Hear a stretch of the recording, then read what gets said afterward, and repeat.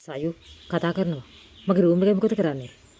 දේවයි ඇහුවේ ඇස් දෙකත් රතු කරන් මල් ළඟට අඩි දෙක තුනක් තියලා ඉස්සරහට එන ගමන් මං කරේ දේවය දිහාම බලාගෙන මුනිවත රැකපු එක විතරමයි.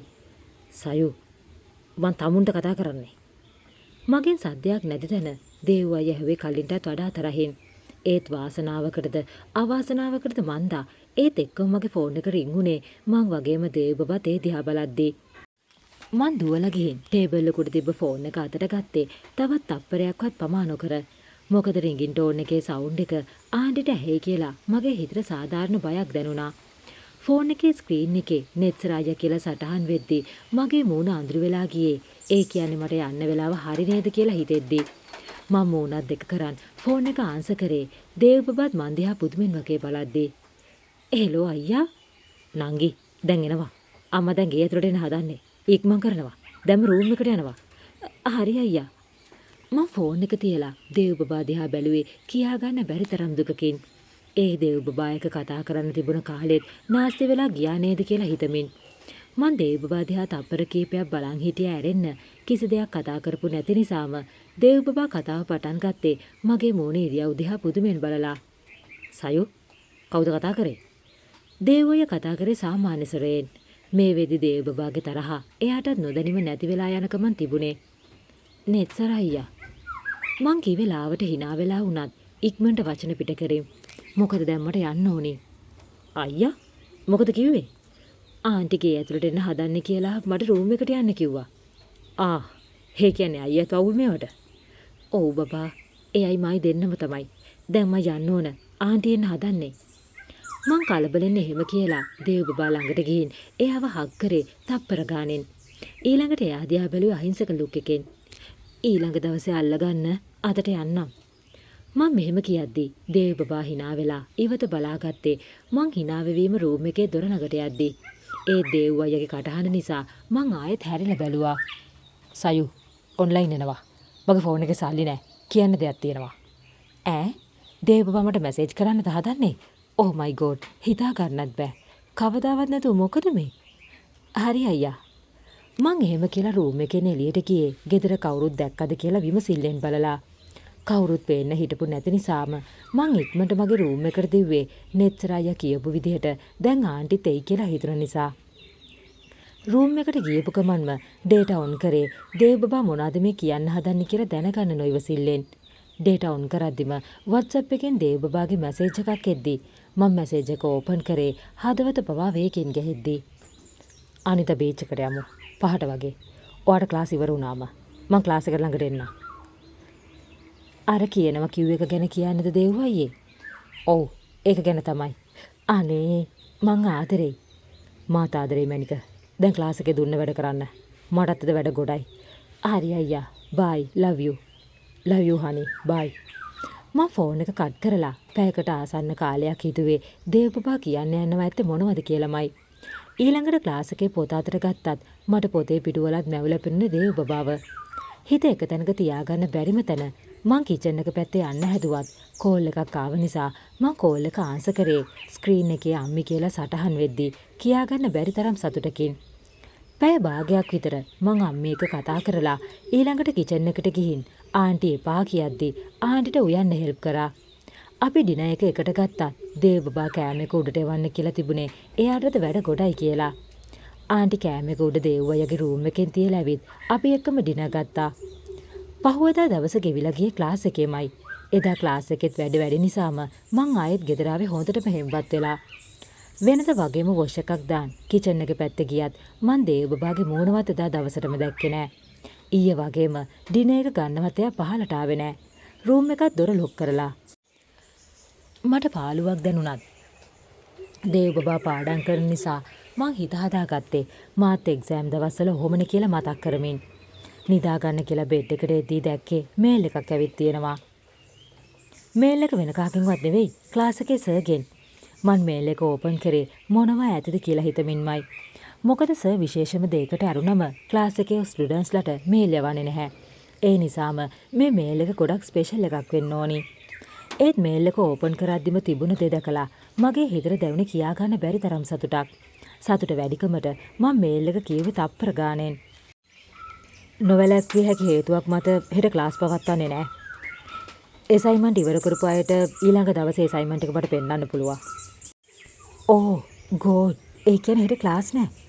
මට හෙට ක්ලාස් කියලා ගෙදරින් ගිහින් දවසම දේව්වයක ඉන්න පුළුවන් වුණොත් ඕ නියමයි. මං එහෙම හිතමින්ම දේව්වයගේ නම්බර් එක ඩයල් කරේ මාරම ස්පීඩ් එකකින්. මං කෝල් එක කරන් පළවෙනි රින් එකෙන්ම දේව්බබා කෝල් එක ආන්සර් කරා. සයු දේව්වయ్యා හෙට ක්ලාස් නෑලු. මේ සර් මේල් එකක් එවලා. අනේ අපිට බැරි වෙයිද හෙට උදේම මීට් වෙන්න. ආන්ටිට ක්ලාස් කියලා ප්ලීස් හෙට විතරනේ. හරි දරුවෝ. එක අතකින් එක හොඳයි. මට පෙන්වන්න දෙයක්ත් තියෙනවා. උදේ ඔයා ක්ලාස් එක ළඟ ඉන්න. මං එතෙන්ට එන්නම් හොඳද? අනේ ඔයා නම් ආදරෙයි මං. මාත් ආදරෙයි දරුවෝ. එහෙනම් දැන් පාඩම් කරන්න. මං හෙට අල්ල ගන්නම්කෝ. මැනික ගුඩ් නයිට්. ගුඩ් නයිට් අයියා බබෝ. හෙට නම් ඔයා ඉවරයි. මං අන්තිම වචන ටික හිමින් කිව්වත් ෆෝන් එකෙන් මට දේව්බබා hina වුණ සද්දේ හොඳට මැහුණ නිසා මං කිව්ව දේවල් දේව්බබාට ඇහෙන්නේ නැති කියලා හිතුන නිසාම මාත් ෆෝන් එක කට් කරේ hina වෙවි. ඔව් ඒ දවස හෙට මගේ හිතේ කොනක තිබුණ ඒ ප්‍රශ්න හැමදේටම දේව්බබා උත්තරයක් දෙනවා කිව්ව දවස හෙට. මං බෙඩ් එකට ගිහින් ඇස් දෙක පියාගත්තේ හෙට දවස මගේ ජීවිතේ අමතක නොවෙනම ලස්සන දවසක් වෙන්න කියලා හිතින් 10 වාරයක් පතමින්. මොකද මේ දේව්වයයි මායි නිදහසේ කතා කරන්න හදන පළවෙනිම දවස. ඒ වගේම දේව්බබා මට නොකියපු හැමදේම කියන්න හදන දවස. ජීවිතේ හරි ලස්සන දෙයක්. ඒ ජීවිතේ විඳවන මිනිස්සුන්ට නෙමෙයි විඳින මිනිස්සුන්ට. දවසක් තාත්ති කිව්ව වචන ටිකක් මේ සතුට ASCII මට මතක් වුණේ ඉබේමයි. ඒ එදා තාත්ති කිව්ව විදිහටම මං අද මේ වෙද්දි ජීවිතේ උපරිමයටම විඳින නිසාම වෙන්න ඇති. ඊයේ රෑ මං කෝකටත් කියලා එලාම් එකක් තියාගත්තේ මට ඇහැරෙන්නේ නැති වෙයි කියන බයටමයි. මොකද දේව්බබා එක්ක ඉන්න තියෙන කාලෙන් තප්පරයක්වත් අපත යවන්න මගේ හිත ඉඩ දුන්නේ නැහැ. මං ගැස්සිලා ඇහැරුනේ එලාම් එකේ සද්දෙට. එලාම් එක කෝකටත් කියලා 6ටම තියලා ගත්තේ ලෑස්ති වෙන්න වෙලාව ඕන නිසා. වෙනද කම්මැලිකමින් ඇහැරෙන මං අද පළවෙනි එලාම් එකෙන්ම ඇහැරලා වොෂ්රූම් එකට දිව්වේ තවත් විනාඩියක්වත් පමා නොකර. විනාඩි 10කින් වගේ මං වොෂ් එකක් දාගෙන ටවල් එක පිටින්ම රූම් එකට ඇවිත් කෙලින්ම ගියේ අල්මාරිය ළඟට. අද යන්නේ බීච්නේ.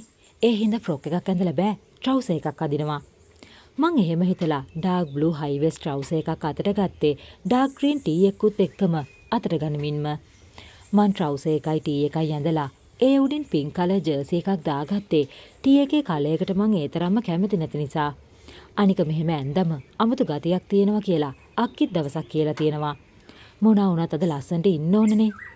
මං රූම් එකෙන් යන්න කලින් කණ්ණාඩි ඉස්සරහට ඇවිත් සෙල්ෆි එකක් ගැහුවේ ඇත්තටම මිරර් එකෙන් දැක්ක මගේම රූපෙට මටම ආස හිතුන නිසා. ඒත් මේ කර්ලි හෙයා නම් මං ආසම නෑ. දේව්බබාගෙනුත් අහලා මේකට මොන හරි කරන්න ඕනි.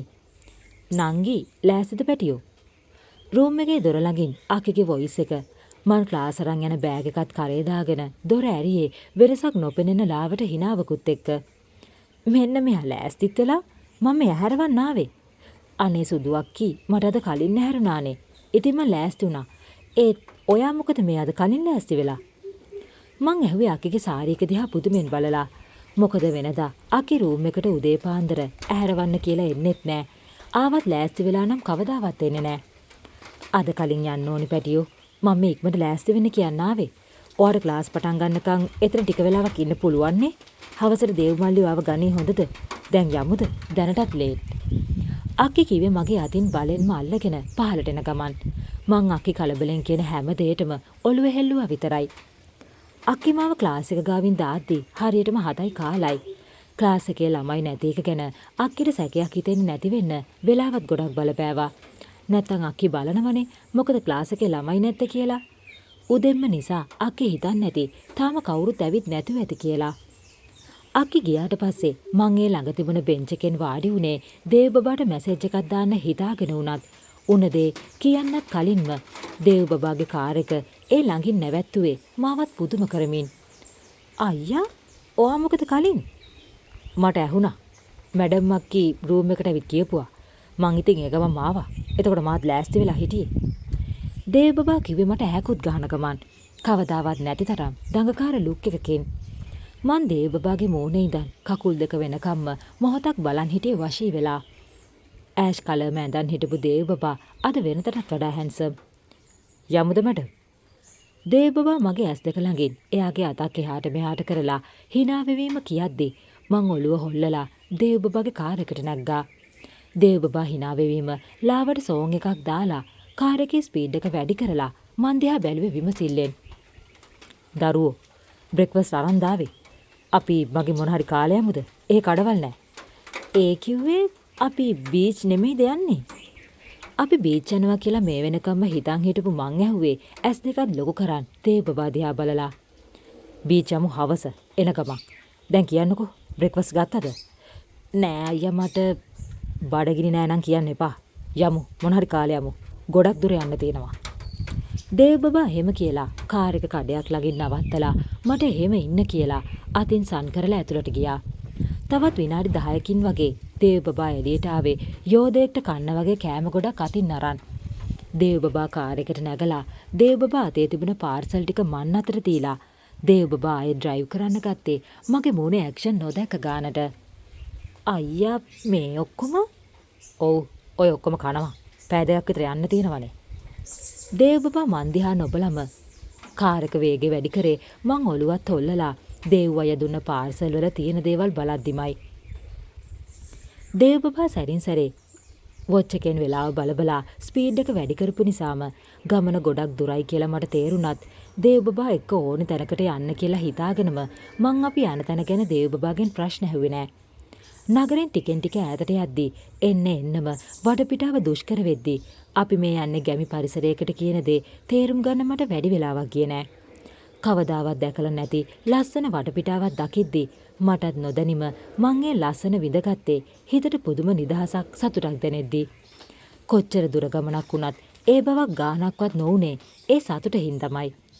ඒත් ටික දුරක් ඒ විදිහට ගිහින් දේව බබා වැවක් අයින්ට කරලා කාර් එක නැවැත්තුවේ දිග හුස්මකුත් එක්ක. ඒ හුස්ම කොච්චර බර වැඩිද කියනවනම් මගේ හිත මටත් නොදැනිම ගැස්සිලා ගියා. දේව් අයියේ මට යන්න කලින් කියන්න දෙයක් තියෙනවා මැනික. දේව බබා මන් දිහා අසරණව බලලා කියද්දී මං අනවසරයෙන්ම දේව බබාගේ නළල සිපගත්තේ ඒ සැනින් මෙයාට තුරුළු වෙමින්. ඉතින් කියන්න. මං කිව්වේ පුදුමතරම් නිදහස් ස්වරයකින්. දේව බබා මල් ළඟ නම් මට වෙන මොනවත්ම ඕනි නෑ වගේ ෆීලින් එකකින් ඒ වෙලාවේ මගේ මුළු හිතම පිරීලා තිබුණා. ඒ දේව බබා දුන්න උත්තරේට මං ඒ සැනින්ම ඒ තුරුලෙන් ඉවත් උනේ මගේ මුළු හිතම ගැස්සිලා යද්දී. මේක කිව්වම ඔයාට හිතෙයි මාව ඔයාට මැච් වෙන්නේ නෑ කියලා. ඒත් කමක් නෑ මැනික. මං තරහ නෑ. අයියා අද මමයි කතා කරන්නේ. මට නෑ මැනික ඔයාගේ තාත්ති අම්මි ඔයාව බලාගත්තා වගේ ඔයාව ප්‍රින්සස් කෙනෙක් වගේ බලා ගන්න තරම් මහ සල්ලි ගොඩක්. මේ කොල්ලා ගොඩක් දුප්පත් කොල්ලෙක්. අයියා මොනවද මේ ඔයා කියවන්නේ? සල්ලි නෑ කියන්නේ? විජය මාන්න අංකල්ට කොච්චර සල්ලි තියෙනවද? අනික මං සල්ලි වලට නෙමෙයි ආදරේ ඔයාට. ඔව් තාත්තට සල්ලි තියෙනවා. හැබැයි මේ කොල්ලට මගේම කියලා කිසිම දෙයක් නෑ. මං දන්නවා තාත්තා මට මොකුත් නොදී ඉන්නේ නෑ. ඒත් මට ඒ රත්තරන් මිනිස්සයාට තවත් බරක් වෙන්න බෑ. ඔව් මැනික මං දන්නවා. ඔය ආදරේ මට මිසක් මගේ අනිත් දේවල් වලට නෙවෙයි. ඒ ජීවත් වෙන සල්ලි ඕනනේ මැනික. අයියේ අනේ කියන දෙයක් තේරෙන්න කියනවද? තාත්තා කෙනෙක්ට තමන්ගේ හැමදේම දරුවෝ. විජේ මාන්න අංකල්ට කියලා වෙනසක් නෑ අයියේ. ඔයා අංකල්ට ඔය විදිහට කතා කරලා එයාගේ ආදරේ පහත් කරනවා. ඔයාට පව්පිරෙයි ඔහොම කතා කරලා. අනිතක ජීවත් වෙන සල්ලි ඕන ඇති. හැබැයි මට ජීවත් වෙන්න ඕන ඔයාව විතරයි. නෑ මැනික. මං ඒ ආදරේ පහත් කරේ නෑ. මං ඒ ආදරයට ගොඩක් ගරු කරනවා. ඔයාට තේරෙන්නේ නෑ. මම මේ ලෝකෙන් වැඩිපුරම ආදරේ තුන්දෙනාගෙන් එක්කෙනෙක් තාත්තා. අනිත් කෙනා අම්මා. මං කවදාවත් එයාට දුකක් දෙන්නේ නෑ. ඒ ආදරයට වචනකින්වත් වැරද්දක් කරන්නෙත් නෑ. මම මෙයාද යන්නේ මම මේ ලෝකේ වැඩිපුරම ආදරය කරන තුන්දෙනාගෙන් ඔයා නොදන්න කෙනාව පෙන්වන්න මැනික. එදා ඔයා ඉදි මට කෝල් කරපු කෙනාව පෙන්වන්න. සමහරට මෙච්චර දවසක් ඔයා හිතපු විදිහ අදින් වෙනස් වෙයි. අයියා මං කිව්වනේ අද මමයි කතා කරන්නේ. ඔයා අහන් ඉනවා විතරයි මැනික. එහෙම හිතන විදිහ වෙනස් වුණා කියලා මං තරහ වෙන්නේ නෑ. මං කලින්ම කිව්වනේ මැනික මට ඕනේ ඔයාගේ සතුට. මං කියන්නද ඔයා මෙච්චර කල් නොදන්න දෙයක්. දන්නවද සුදු මැනික? මං ඔබට ආදරය කරන්න ගත්තේ උඹව දැක්ක පළවෙනි දවසේමයි. මං ඔබට මහ ගොඩක් ආදරය කරා. සමහර විට ඔබ මට ආදරයටත් වඩා. ඒත් මං ඒක කවදාවත් නොකියන්න හිතාගත්තා. මගේම හැඟීම් වලට මං අගුල් දාලා. ඒ මට ඔබ විඳින සැප දෙන්න බැරි හින්දා. එදා මැනික අර කෝල් එක ඒක අහම්බයක් නෙවෙයි. උඹව දකිද්දී මට මගේ හැඟීම් හංගගෙන ඉන්න අමාරු වුණා. මට කෑ ගහලා උඹට ආදරේ කියන්න ඕන වුණා. ඒත් මං ඉන තත්ත්වෙ එක්ක මට මාවවත් බලා ගන්න බැරුව මං කොහොමද මැනික මගේ ලිටල් ප්‍රින්සස් බලාගන්නේ? ඉතින් මං ඒ තරම් දවසක් මගේ හැඟීම් හංගන් හිටියා. ඒත් එදා මං බිව්වම මට මාව පාලනය කරගන්න බැරි වුණා. එදා මං පිස්සුවෙන් වගේ උඹ ගැනම කියව උඹේ නම්බර් එක ඩයල් කරා මැනික. උඹට ඇහුණ හැම වචනයක්ම මං ඔබටම ලියලා දුන්න මේ හිතෙන් කියපු වචන. මගේ ආදරේ උඹට වඩා වැඩි සුදු මැනික. හැමදාම උඹ ඉස්සරහා මේ හැඟීම් හංගගෙන හිටියේ උඹට ආදරේ නැතුව නෙමෙයි. මගේ අසරණකමට. ඒත් මංවත් නොහිතපු විදිහට උඹට ආදරේ කිව්වම කවදාවත් උඹට ආදරේ කියලා වචනෙන් නොකියන මට පොරොන්දුන මේ හිත මටවත් කන්ට්‍රෝල් නැතුව ගියා. මං උඹට ආදරේ කිව්වා. උඹට හීන කෝටියක් දුන්නා. ඒත් මට බයයි මැනික කොයි වෙලේ හරි මේ හීන කඩන් වැටේ කියලා. අතුරක් නැතුව කියන් ගියපු ඒ වචනවලට විරාමයක් තියලා දේව බබා මාව තුරුල් කරගත්තේ. දේව බබාගේ මේ වචන තාමත් මට අදහ ගන්න බැරුව මං කිසිම ඇක්ෂන් එකක් නැතුව ගල් ගැහිලා බලන් ඉද්දී. මොකද මං කවදාවත්ම හිතුවේ නෑ දේව අය මට මේ තරම් ආදරෙයි කියලා. මගේ ජීවිතේ උඹ නොදන්න කිසි දෙයක් තියෙන බෑ මැනික. ඒකයි මං අද ඔබ මේ ගමන එක්කන් යන්නේ. මේ ගමනින් පස්සේ ඔබ කැමති තීරණයක් ගන්න උඹට අවසර තියෙනවා මැනික. හැබැයි එක දෙයක්. මේ හැමදේම අහලත් ඔබේ තේරීම මේ කොල්ලම නම් මං ඔබ මගේ ඇස් දෙක වගේ බලා ගන්නවා මැනික. ඒක මගේ පොරොන්දුවක්.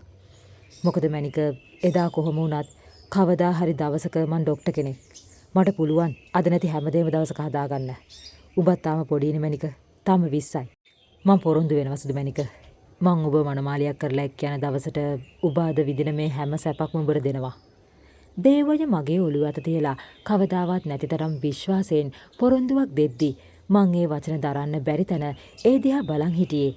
ඇස්වල කඳුළු පුරවන් වුණත් එක වචනයක්වත් කතා කරගන්න බැරි තරමටම වචන ගොළු වෙලා තිබුණා. මං ආදරේ සුදු මැනික. දේව බබා ආයෙත් මගේ මූණ දිහා බලලා දිග හුස්මක් හෙලලා ආයෙත් කාර් එක ඩ්‍රයිව් කරන්න ගත්තේ. මගේ කඳුළු ඒ අත්ලෙන්ම පිහදාලා මගේ නළල මත හාදුවක් තබමින්. තවත් විනාඩි 10කින් වගේ දේව බබා කාර් එක නැවැත්තුවේ මට ගොඩක්ම දැකලා පුරුදු වටපිටාවක් ළඟ. ඔව් එදා FB එකෙන් දැක්ක දේව බබාගේ ෆොටෝස් වල තිබුණ බෑග්ග්‍රවුන්ඩ් එකමයි. දේව බබා කාර් එක එතනම නවත්තලා මටත් බහින්න කියලා අතින් සන් කරේ කාර් එක ඇතුළට ගන්න බැරි නිසා වෙන්නේ නැති. මොකද ගෙදරට යන්න තිබුණේ ලී කෑලි වලින් හදපු පුංචි ගේට් එකක්. මට මොහොතකට හිතුණා අපි ජීවත් වුණ කොන්ක්‍රීට් ලෝකෙට වඩා මේ පරිසරය කොච්චරනම් සරලද කියලා. අදහන්න මං කොච්චර සැප පහසුවට ජීවත් වුණත් මට මේ තප්පරේ මෙහෙ නවතින තරමටම ෆීලින් එකක් හිතට ආවේ කියා ගන්න බැරි තරම් නිදහස් සතුටක් එක්ක. අපි කාර් එකෙන් බැහැලා ගේට් එක ළඟට යද්දිම දොර ළඟින් ආවේ එදා දේව බබාට කෝල් කරපු දේව බබා අනිත් අම්මා කියලා මට හඳුන්වලා දෙන යන කෙනා. අනේ මුළු ඇඟේම දැලි. ඇඳන් හිටපු චීත්තෙන් අද්දක පිහ ආපු ඒ කෙනාගේ මැලවුණ මූණට හිනාවක් ආවේ දේව බබාගේ මූණ දකින්නවත් එක්කමයි. දේව බබා හිනා වෙවීම ගිහින් ඒ කෙනාව හග් කරේ මං නුන්තරම ඉඳන් බලන් ඉද්දී. විනාඩි කීපයක් ඒ විදිහටම හිටපු දේව බබා ඊළඟට හැරුණි මන් දිහාවට. දේව බබා අම්මා කියලා හඳුන්වන කෙනාගෙත් මූණ මන් දිහාට යොමු වෙද්දී මං හිටියේ ගල් ගැහිලා ඒ දිහාම බලාගෙන. අම්මා මං අර කිව්වේ ඒ මෙයා.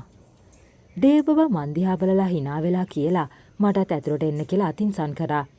කිසි දෙයක් තේරුම් ගන්න බැරුව හිතේ එක එක ප්‍රශ්න කෝටියක් මැදි වෙද්දී මං හිත පුදුම තරම් සංසුන් කරගෙන ඇතුළට ගියේ මේ හිත කලබල කරගන්න සුදුසු වෙලාවක් නෙමෙයි නිසා.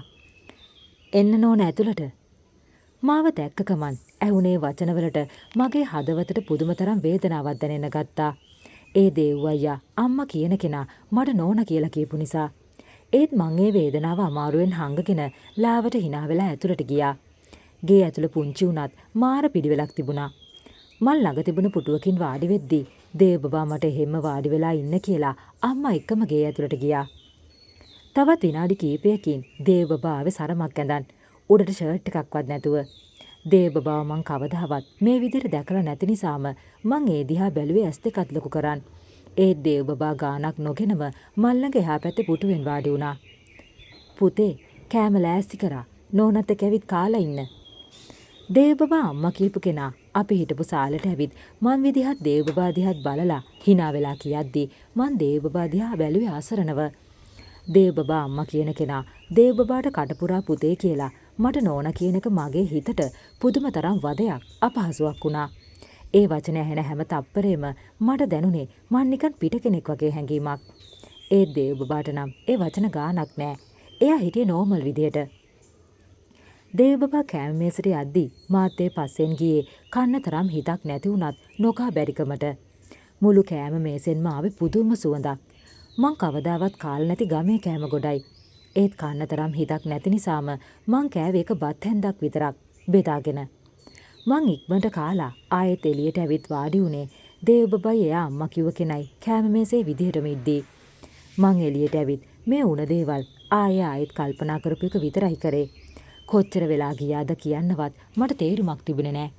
රස්නියක් නොතිබුණත් මේ වෙද්දි මගේ මුළු ඇඟම දාඩියට තෙත් වෙලා තිබුණේ. සයු මොනවද කල්පනා කරන්නේ? දේව බබාගේ කටහඬත් එක්ක මං ආයෙත් කල්පනා ලෝකෙන් මේ ලෝකෙට ආවේ ගැස්සිලා.